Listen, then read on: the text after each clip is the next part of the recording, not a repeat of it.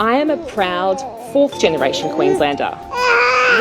এই নিষ্ঠুর পৃথিবীতে মায়ের ভালোবাসার এক অনন্য নজির স্থাপন করলেন অস্ট্রেলিয়ার সদ্য মা হওয়া সিনেটর কারিন মুলহাল্যান্ড। একদিকে মাতৃত্বের টান, অন্যদিকে রাষ্ট্রীয় দায়িত্ব।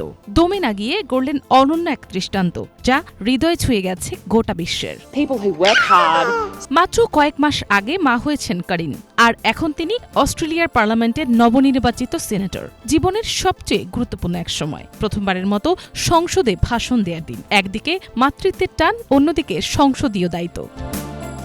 উপায় না দেখে দুধের শিশুকে নিয়েই হাজির হলেন পার্লামেন্টে। সন্তানকে কোলে নিয়েই দিলেন প্রথম ভাষণ।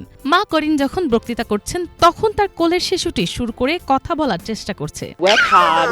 Speak আর এমন মধুর সেই দৃশ্য রীতিমতো ভাইরাল হয়ে যায় সামাজিক যোগাযোগ মাধ্যমে।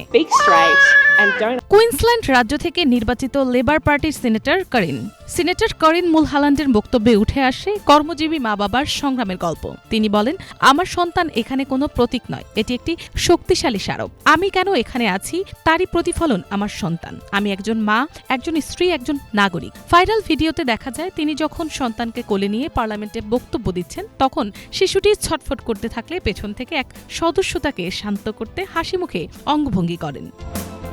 মাতৃত্ব, দায়িত্ববোধ এবং কর্মজীবনের ভারসাম্য নিয়েই ছিল তার বক্তব্য। তিনি কৃতজ্ঞতা জানান সেই সকল নারী সংসদ সদস্যদের প্রতি যারা আগে থেকেই পথ তৈরি করে গেছেন, আর প্রতিশ্রুতি দেন তিনি কাজ করবেন কর্মজীবী পরিবারগুলোর জন্য, যেন তারা কাজের সময় ও স্থান নিয়ে আরও নমনীয় ও বাস্তবসম্মত সিদ্ধান্ত নিতে পারে।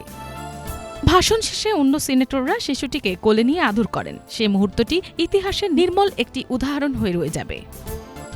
মিনালা দিবা, বাংলা ভিশন।